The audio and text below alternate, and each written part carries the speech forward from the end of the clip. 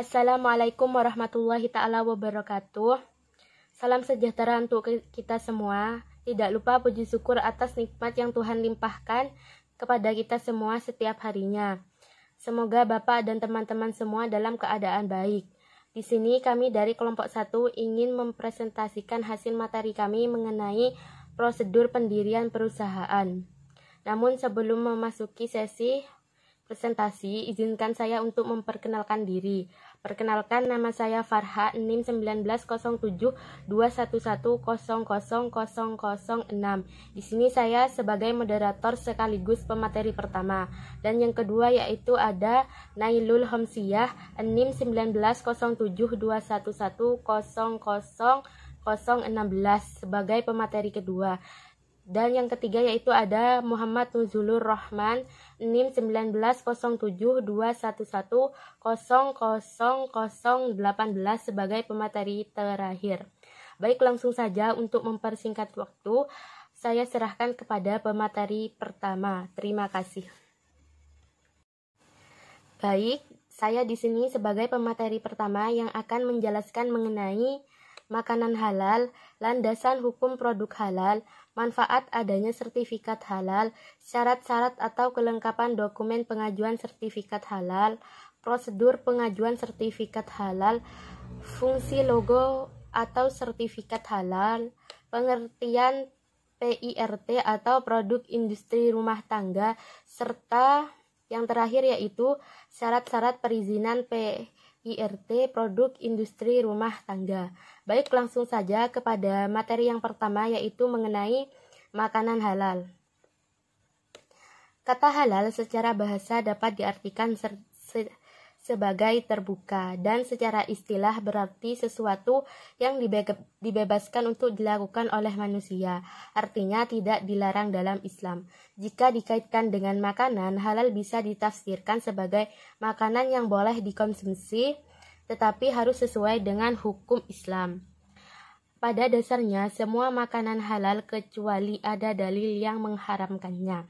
Jadi, dapat disimpulkan bahwasanya makanan halal yaitu makanan yang dikonsumsi sesuai yang dibuat berdasarkan bahan-bahan yang halal dan sesuai dengan syariat Islam. Terus materi yang kedua yaitu mengenai landasan hukum produk halal. Di dalam Islam sendiri sangat menjunjung tinggi pentingnya makanan yang berlabel halal atau yang berlogo halal. Karena hal tersebut sudah dijelaskan oleh Allah Subhanahu wa Ta'ala dalam Al-Quran surat Al-Baqarah ayat 162 dan 172 hingga 173. Di dalam ketiga surat tersebut Allah menjelaskan atau menyuruh manusia untuk memakan makanan yang halal dan menjauhi makanan yang haram seperti babi, bangkai, darah, dan daging hewan yang tidak disembelih dengan menyebut nama Allah.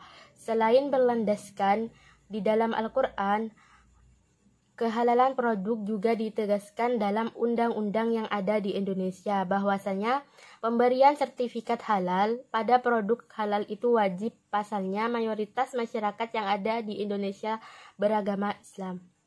Terus materi yang ketiga yaitu manfaat adanya sertifikat halal. Pemberian logo halal atau sertifikat halal dalam makanan merupakan hak masyarakat muslim yang ada di Indonesia karena sudah terdapat di dalam undang-undang.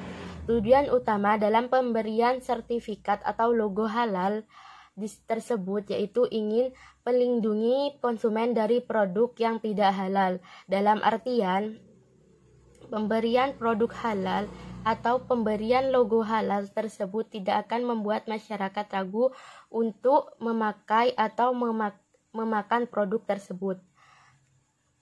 Sehingga jika suatu produk ada tanda berlogo produk, masyarakat tidak akan ragu lagi untuk memberi produk tersebut. Maksudnya di sini, jika suatu produk makanan mengandung atau mempunyai sertifikat halal di dalamnya, masyarakat tersebut tidak akan ragu dalam membeli makanan tersebut.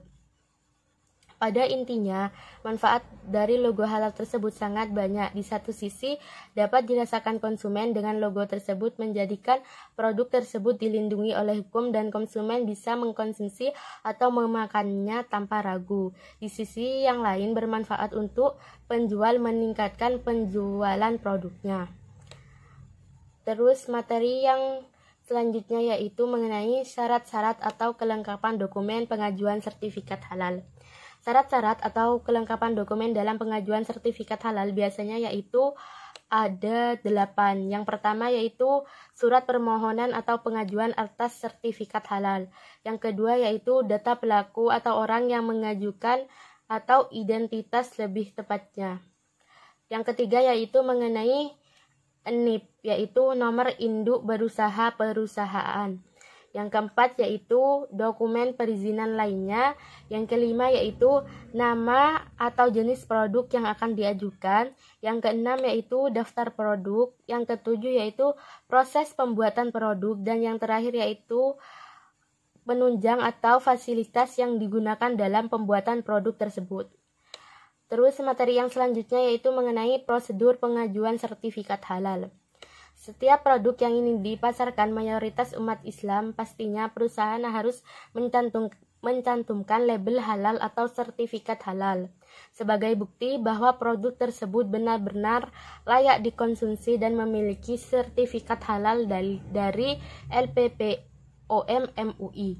Beberapa tahapan yang harus dilakukan perusahaan untuk mendapatkan sertifikat halal, yaitu ada 8 tahapan. Yang pertama yaitu mengenai harus paham terlebih dahulu terhadap persyaratan sertifikat halal, mengikuti semua pelatihan baik reguler maupun online. Jadi yang pertama itu, suatu perusahaan jika ingin mengajukan logo halal atau sertifikat halal, yaitu harus memahami betul persyaratan-persyaratan yang harus dipenuhi, seperti yang tadi sebelumnya saya sebutkan.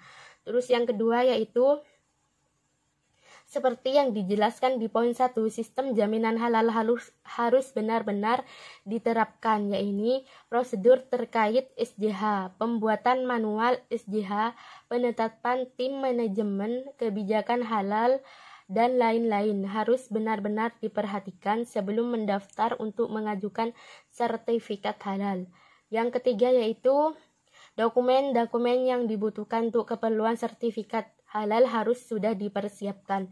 Yang keempat yaitu upload data setelah mendaftar sertifikasi halal, data-data yang sudah dipersiapkan kemudian di-upload melalui online websitenya, yaitu alamatnya ada di www.elppommui.org. Pastikan membaca username agar paham prosedur sertifikasi halal yang sudah tercantum.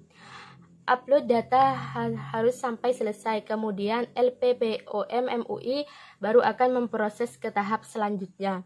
Kemudian yang kelima yaitu setelah data sertifikasi di-upload, perusahaan diharuskan melakukan mentoring pre-audit.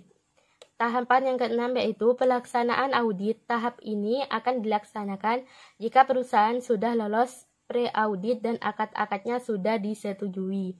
Yang ketujuh yaitu mentoring pasca audit. Tahap ini hampir sama dengan poin yang kelima, yaitu ketika data sertifikasi sudah di-upload sesuai persyaratan, kemudian akan dilakukan mentoring pasca audit. Fungsinya untuk mengetahui apakah ketidaksesuaian dengan hasil audit tersebut.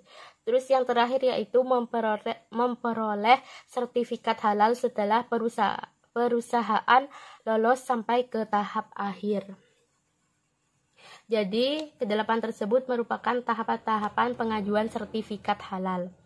Terus materi yang selanjutnya yaitu fungsi logo atau sertifikat halal.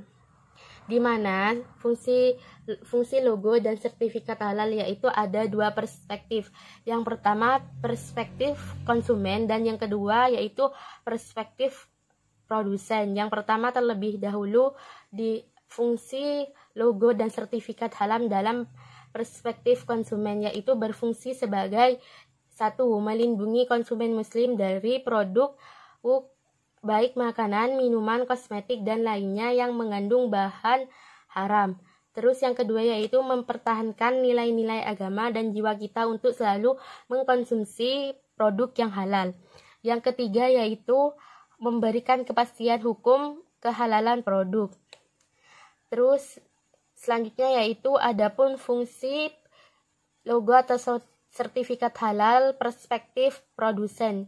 Yang pertama yaitu menjadi kewajiban produsen kepada konsumen, terutama konsumen yang beragama Islam. Yang kedua yaitu meningkatkan kepercayaan konsumen terhadap produk tersebut. Yang ketiga yaitu memberikan keuntungan tersendiri, intinya dari bisa memperluas pasar hingga ke negara-negara muslim lain dan mengangkat citra produk tersebut. Terus materi yang selanjutnya yaitu mengenai pengertian PIRT atau produk industri rumah tangga. Merebaknya industri-industri rumah tangga pada masa sekarang ini membuat masyarakat semakin banyak terjun ke dalam industri rumah tersebut dengan membuat suatu inovasi-inovasi produk yang lain daripada industri produk rumah tangga lainnya. Produk industri rumah tangga atau yang disingkat dengan PRIT yang didefinisikan sebagai perizinan atas produk yang diproduksi oleh kalangan rumahan. Jadi pada intinya yang dimaksud dengan PIRT di sini yaitu surat perizinan yang harus dimiliki oleh setiap industri rumah tangga dalam menciptakan suatu produk. Terus materi selanjutnya yaitu mengenai syarat-syarat perizinan produk industri rumah tangga. Dalam mengajukan permohonan produk industri rumah tangga, syarat-syarat yang harus dipenuhi yaitu ada 10. Yang pertama yaitu melampirkan laporan rincian modal usaha tersebut. Yang kedua yaitu melampirkan surat yang direkomendasikan dari puskesmas setempat mengenai produk tersebut. Yang ketiga yaitu melampirkan contoh logo yang akan dipakai dalam produk tersebut. Yang keempat yaitu membawa sedikit sampel produk tersebut saat proses pengajuan perizinan. Yang kelima yaitu melampirkan foto rumah ataupun denah rumah tersebut. Yang keenam yaitu melampirkan dokumen-dokumen identitas orang yang mengajukan produk tersebut. Yang ketujuh yaitu melampirkan surat pernyataan bahwasanya produk tersebut dari perusahaan tersebut. Yang kedelapan yaitu melampirkan surat dengan materai 10.000 jika badan usaha tersebut berbentuk PT ataupun CV. Yang kesembilan yaitu melampirkan surat pernyataan pertanggungjawaban jika terjadi sesuatu yang tidak dimungkinkan nantinya. Dan yang ke-10 yaitu serta melampirkan sertifikat produk halal dan BPOM. Baik, itu saja materi yang dapat saya sampaikan.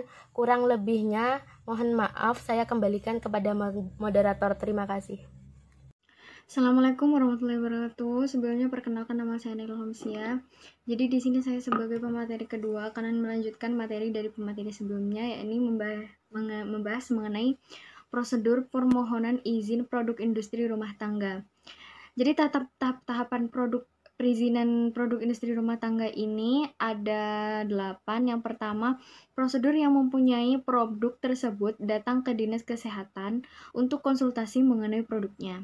Apakah termasuk ke dalam kriteria produk industri rumah tangga atau tidak. Yang kedua, jika menurut Dinas Kesehatan produk tersebut masuk ke dalam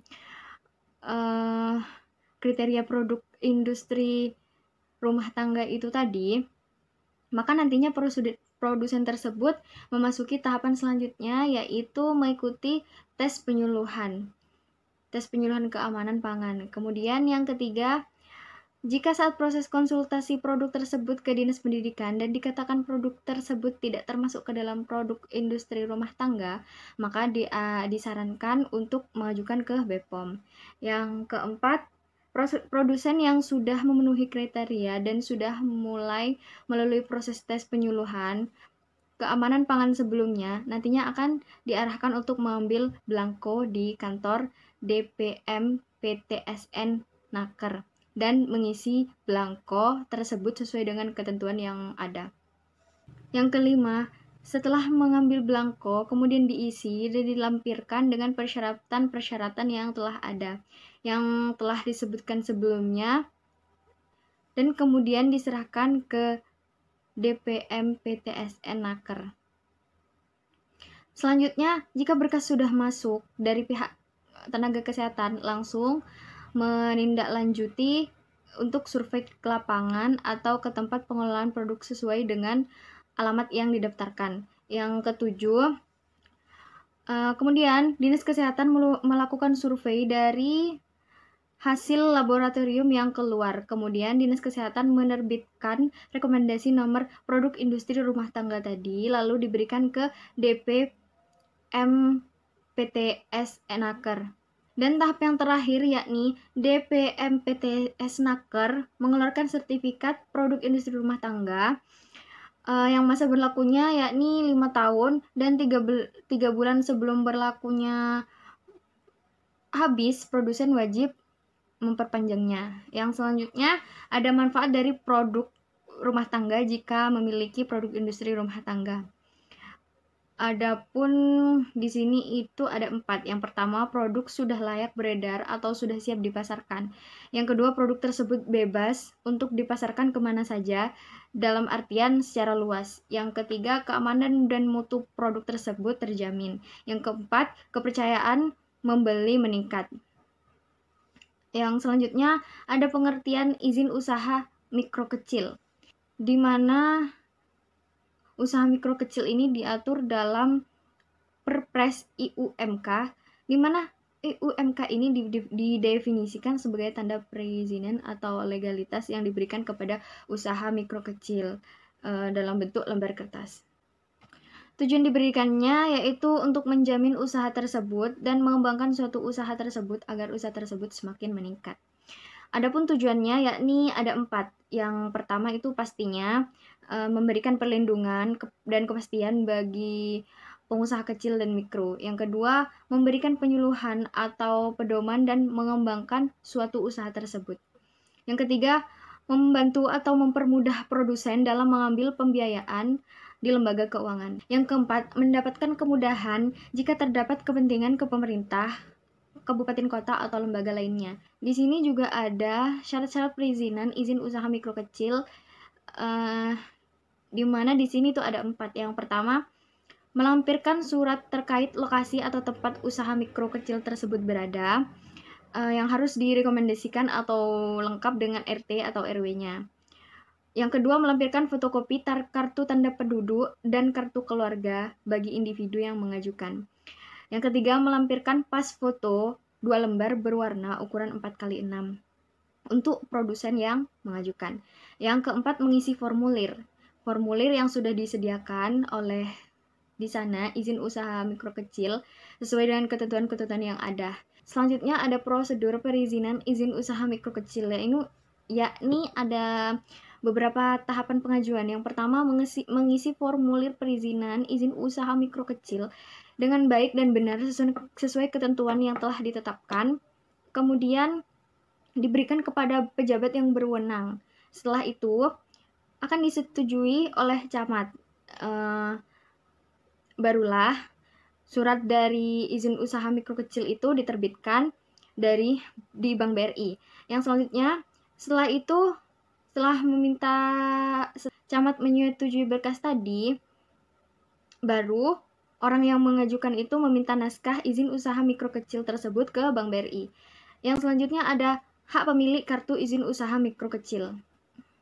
Hak yang dapat dimiliki oleh pemegang sertifikat izin usaha mikro kecil di sini ada 4. Yang pertama, bebas melakukan kegiatan usahanya, namun harus sesuai dengan ketentuan dan prosedur yang ada. Yang kedua, mendapatkan edukasi atau solusi mengenai kegiatan usaha. Yang ketiga, mendapatkan penyuluhan atau pembinaan mengenai kegiatan usaha, pengembangan usaha, dan cara melakukan pemasaran yang baik dan benar hingga bisa menarik konsumen. Yang keempat, mendapatkan kartu atau berkas izin usaha mikro kecil yang dapat diambil di bank setempat. Yang selanjutnya ada pengertian dari BPOM, di mana BPOM ini yakni Badan Pengawas Obat dan Makanan, merupakan lembaga pengawas di bidang makanan, di bidang obat dan makanan. Jadi BPOM sendiri ini merupakan lembaga pemerintahan yang non-kementerian. Jadi masuk ke non-kementerian. BPOM sendiri berada di bawah tangan presiden, namun diwakili oleh kementerian dalam hal pengawasan di bidang kesehatan dan dalam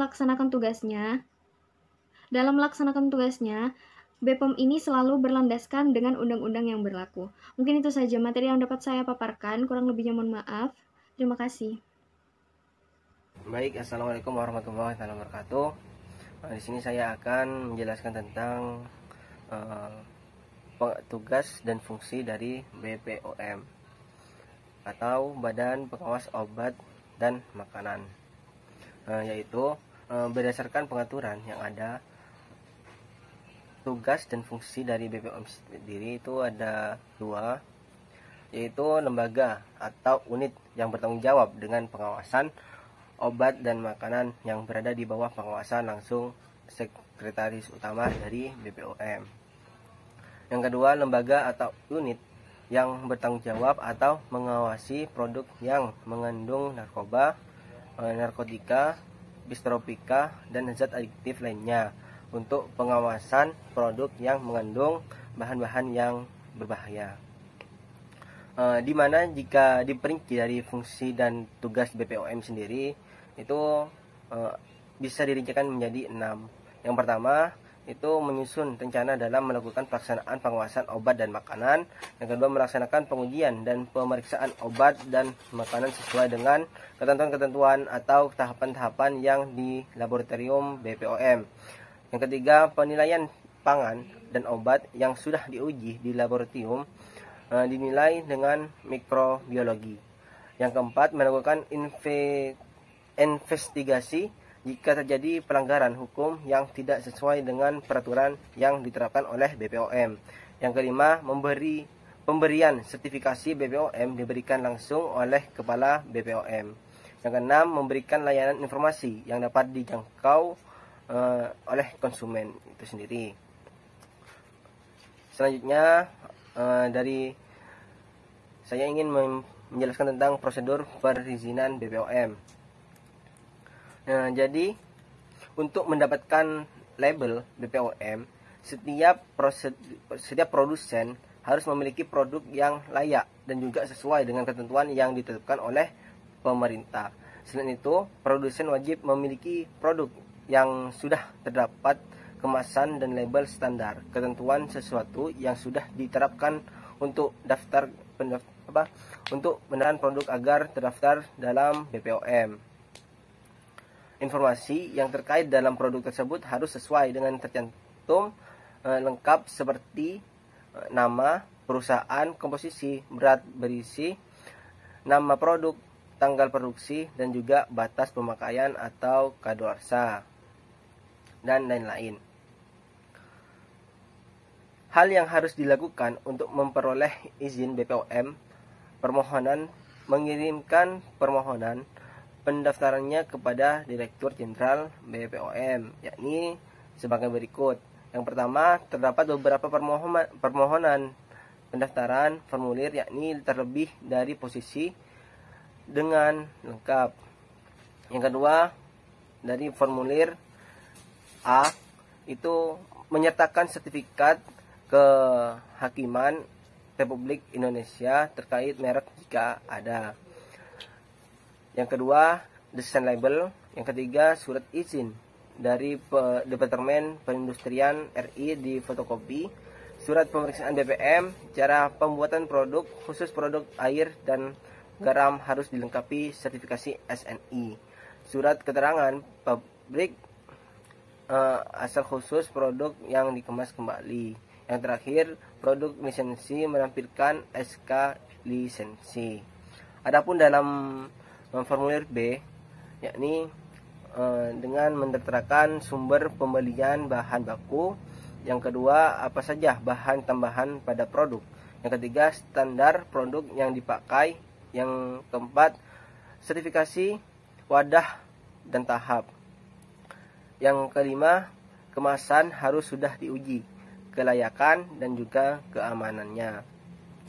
Adapun dalam formulir C, yaitu ada 3, yaitu proses produksi dari awal hingga akhir. Yang kedua, penerapan higien dan sanitasi terhadap pabrik dan karyawan. Yang ketiga, lokasi pabrik. Dan formulir D itu ada struktur organisasi, analisa produk yang pemeriksaan fisika, kimia, campuran mikroba dan logam, juga BTM. Yang ketiga, pas secara mutu. Yang keempat, diharap menampilkan peralatan laboratorium jika produk diperiksa menggunakan laboratorium. Yang kelima, produk khusus kode MD. Yang keenam, yakni izin prinsip minimal 3 buah sampel. Yang ketujuh, label hak paten. Yang kedelapan, hasil uji laboratorium.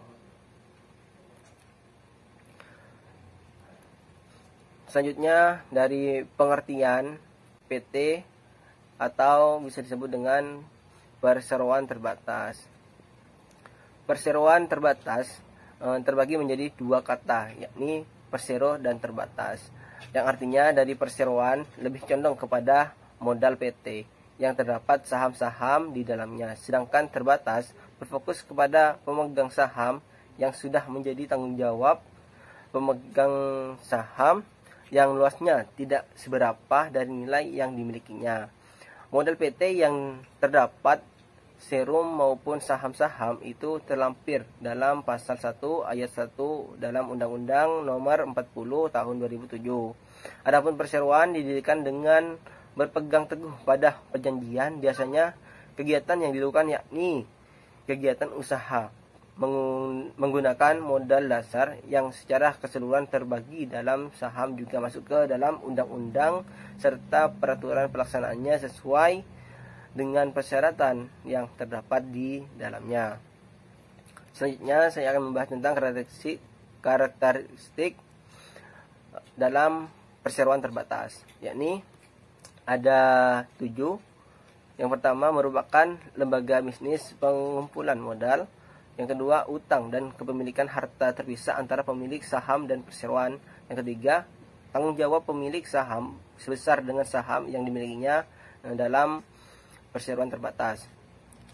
Yang keempat, pemilik saham tidak menanggung semua masalah yang terjadi di perseroan serta tidak juga menanggung ganti rugi apabila terdapat masalah keuangan dalam perseroan. Yang kelima, pemegang saham dapat mengurus PT memiliki fungsi yang berbeda-beda antara keduanya. Yang keenam, di dalamnya suatu PT terdapat seorang pengawas. Yang ketujuh dan yang terakhir, kekuasaan tertinggi terdapat pada saat terjadi rapat pemegang saham. Selanjutnya yakni adalah prosedur pendirian perseroan terbatas atau PT. Ketentuan pendirian perseroan terbatas ini pastinya sudah tercantum dalam Undang-Undang Perseroan Terbatas tahun 2007, terdapat dalam pasal 7, yakni menjelaskan sebagai berikut. Yang pertama, menampilkan akte notaris yang ditulis menggunakan bahasa Indonesia, yakni dengan ketentuan perseroan didirikan oleh 2 orang, bisa juga lebih. Yang kedua, wajib memiliki bagian saham bagi pendiri saat perseroan didirikan. Yang ketiga, pada ketentuan ayat 2, peleburan tidak berlaku. Yang keempat, status badan hukum perseroan diperoleh bersamaan dengan terbitnya keputusan materi terkait pengesahan hukum perseroan. Yang kelima, pemegang saham menjadi kurang dari 2 orang. Setelah status badan hukum sudah diperoleh, terhitung kurang lebih dari 6 bulan sejak keadaan tersebut memegang saham. Memiliki kewajiban mengalihkan sahamnya atau jika tidak dari pihak perseroan bisa mengeluarkan saham yang baru. Yang keenam, berhubungan dengan jangka waktu pada ayat 5 terlampir terkait pemegang saham tetap kurang dari 2 orang. Yang ketujuh, yang terakhir, pada ketentuan ayat yang dimaksud pada ayat 1, ayat 5 dan 6 mengenai pendirian perseroan yang mewajibkan 2 orang atau lebih itu tidak berlaku lagi bagi persero yang keseluruhan sahamnya masih memiliki keterkaitan oleh negara, dan juga perseroan yang mengolah sesuatu lembaga seperti lembaga pinjaman, clearing, bursa efek, dan lain-lain. Setelah akte pendirian dibuat, tentunya akta pendirian tersebut diresmikan dengan mendapatkan pengesahan dari Menteri. Proses untuk dapat memperoleh pengesahan tercantum dalam pasal 10 Undang-Undang Perseroan. Jadi, pendirian perseroan terbatas dilakukan perusahaan melakukan pemesanan nama terlebih dahulu melalui situs web, yakni dalam situs http://www.hu.go.id. Setelah itu akan diproses dan tinggal menunggu persetujuannya. Selanjutnya, yakni saya akan membahas tentang pengertian dari NIB, yakni tentang nomor induk berusaha. Merupakan nomor induk yang bertujuan untuk menjadi identitas suatu usaha dalam proses atau menjadi syarat saat melakukan izin usaha. Jadi, pelakuan usaha nantinya jika ingin melakukan usaha perizinan usaha tidak perlu terlalu banyak membawa dokumen-dokumen persyaratan. Cukup dengan membawa NIB ini dan beberapa dokumen pendukung lainnya. NIB selalu berlaku ketika usaha tersebut terus berjalan, dan begitu juga sebaliknya. Akan tidak berlaku ketika usaha tersebut tidak lanjut atau berhenti. Selain itu, NIB juga diartikan sebagai identitas suatu usaha yang diterbitkan setelah pengusaha melakukan pendaftaran atau pengajuan NIB itu sendiri. Adapun dari tujuannya NIB, yakni ada dua. Yang pertama, memangkas proses pengurusan perizinan. Peran NIB bukan hanya sebagai identitas suatu usaha tersebut, namun bisa berperan dalam hal-hal penting lainnya seperti angka mengenal impor dan daftar perusahaan dan akses ke pabean. Yang kedua, pengajuan izin cepat dengan automatic approval dari OSS. Selanjutnya, ini adalah prosedur perizinan NIB, produk induk berusaha. Ada 6, yakni proses tersebut melengkapi ketentuan-ketentuan yang ada. Yang kedua, setelah ketentuan-ketentuan tersebut sudah dilewati dengan benar, selanjutnya login ke akun OSS tersebut. Kemudian mengisi data-data dengan benar sesuai dengan petunjuk. Biasanya data-data tersebut berkaitan dengan perusahaan seperti modal awal, pemegang saham, tenaga kerja, atau yang lainnya. Yang keempat, setelah itu mengisi mengenai informasi di bidang usaha tersebut.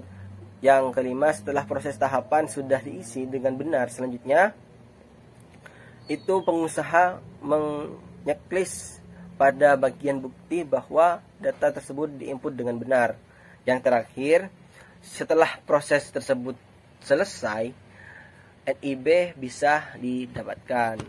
Mungkin itu saja dari penjelasan saya mengenai pemateri saya. Kurang lebihnya mohon maaf. Terima kasih. Baik, saya ucapkan terima kasih kepada rekan-rekan pemateri yang telah menyampaikan materinya masing-masing. Di sini saya akan membacakan mengenai kesimpulan materi pada presentasi kali ini, yaitu makanan halal, makanan yang bisa dikonsumsi sesuai yang dibuat berdasarkan bahan-bahan yang halal dan sesuai dengan syariat Islam. Pemberian logo halal dalam makanan merupakan hak masyarakat muslim yang ada di Indonesia karena sudah terdapat di dalam undang-undang. Tujuan utama dalam penerbitan sertifikat halal atau logo halal yaitu ingin melindungi konsumen dari produk yang tidak halal. Sedangkan untuk perizinan PIRT sendiri yaitu surat perizinan yang harus dimiliki oleh setiap industri rumahan dalam menciptakan suatu produk. Lain halnya dengan IUMK, di mana IUMK atau izin usaha mikro kecil ini didefinisikan sebagai tanda perizinan atau legalitas yang diberikan kepada usaha mikro kecil dalam bentuk suatu lembar kertas. Legalitas yang diberikan kepada usaha mikro kecil dalam bentuk satu lembar kertas tersebut diberikan untuk menjamin suatu usaha tersebut. Selain logo halal, perizinan PIRT dan IUMK, selanjutnya ada perizinan BPOM, di mana BPOM sendiri didefinisikan sebagai Badan Pengawas Obat dan Makanan berbentuk lembaga yang mengawasi di bidang obat dan makanan. BPOM sendiri merupakan lembaga pemerintah yang non-kementerian. Selain perizinan yang sudah disebutkan tadi, ada juga pendirian PT, di mana PT ini merupakan kepanjangan dari perseroan terbatas yang didefinisikan menjadi dua, yaitu perseroan dan terbatas, di mana perseroan lebih condong kepada modal PT yang terdapat saham-saham, sedangkan terbatas berfokus kepada pemegang saham yang sudah menjadi tanggung jawabnya. Selain beberapa hal yang telah disebutkan tadi, yaitu ada salah satu perizinan yang paling penting dalam mendirikan suatu usaha, yaitu NIB atau yang disebut dengan NIB, di mana NIB merupakan nomor induk berusaha yang bertujuan untuk menjadi identitas usaha dalam proses atau menjadi syarat saat melakukan izin usaha. Baik, itu saja kesimpulan pada materi presentasi kali ini. Saya kembalikan kepada moderator. Baik, terima kasih saya ucapkan kepada semua pemateri yang telah menyampaikan materinya dengan baik. Saya rasa cukup pemaparan materi untuk presentasi kali ini. Jika terdapat kesalahan yang disengaja maupun tidak sengaja, kami selaku pemateri mohon maaf, karena itu murni kesalahan dari kami sendiri. Semoga materi yang kami sampaikan tadi bermanfaat bagi semua kalangan. Dan pemateri berpesan, ambillah yang bagus dari pemaparan materi kami dan buang yang jelek-jelek. Satu pesan dari pemateri, yaitu jangan pernah berhenti belajar karena hidup tidak pernah berhenti untuk mengajarkan. Baik, cukup sampai di sini. Terima kasih. Kami pamit undur diri. Wassalamualaikum warahmatullahi taala wabarakatuh.